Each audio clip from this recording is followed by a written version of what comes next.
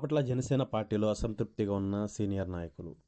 నేను చెప్పిందే జరగాలి, నేను ఒక్కడినే నాయకుడిని అని విర్రవీగుతున్న నియోజకవర్గ సమన్వయకర్త, సామాన్య కార్యకర్తలను ఎవరిని ఎదగనీయకుండా పార్టీని బలోపేతం కాకుండా చేస్తున్న వైనం. పార్టీ మీటింగ్ అనంతరం తమ బాధను వెల్లడించుకున్న కార్యకర్తలు, జన సైనికులు.